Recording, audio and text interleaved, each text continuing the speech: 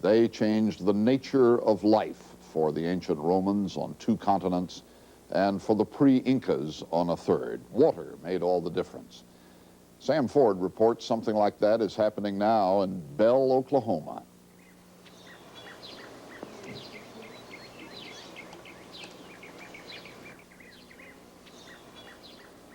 Every year, people would come to this office and they would say, when are you going to put water in Bell? Water. That's the problem in Bell, Oklahoma, the lack of running water.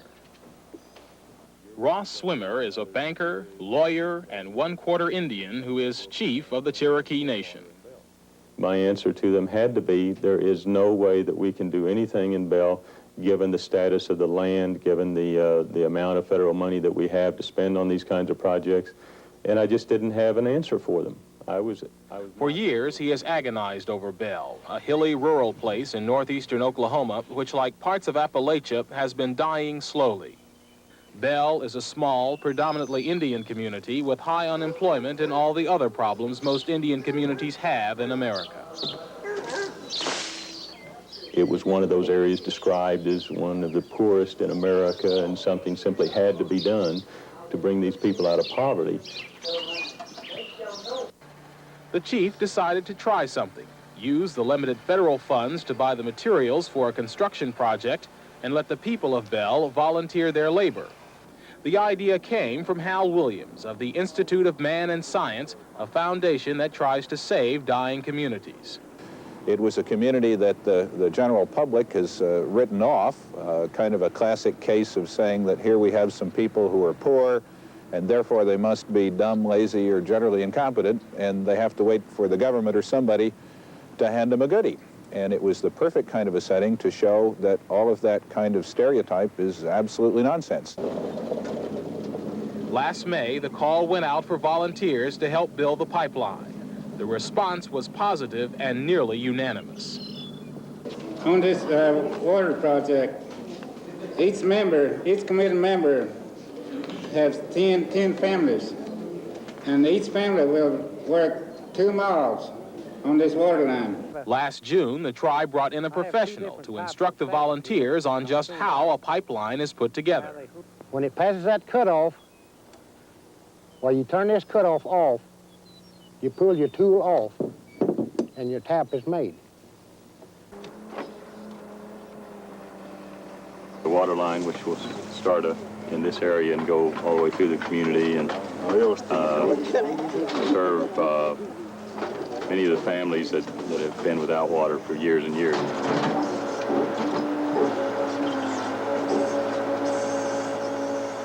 For 8 months, they have been digging a 16-mile pipeline.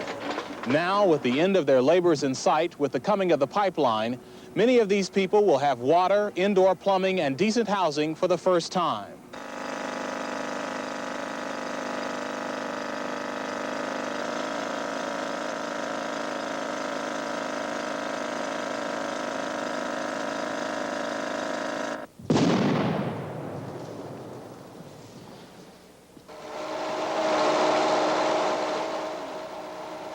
There have rarely been fewer than 10 people show up for work. In fact, most of the time when the crews go to work on the line, which means digging out the ditch, fitting the pipe together, backfilling the ditch, and all that has to be done by hand for the most part. Most of the time there were at least 10 and maybe 15 people show up. More people than actually signed up would show up to work on it.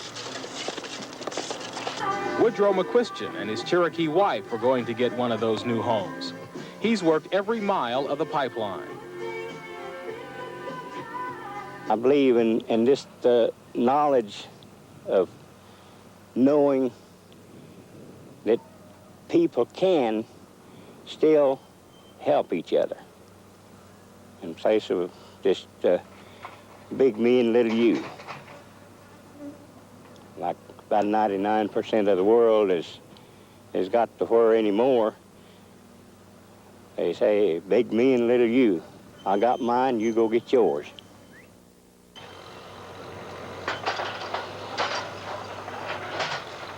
The water will begin flowing in 2 months. Cross swimmer believes Bell is on the threshold of better days. He thinks the new Bell will attract industry. By coming together, sharing a common task, and going toward a common goal, they were able to renew really their values and their friendships with one another, some of which had deteriorated over the years because they were in a way fighting for survival.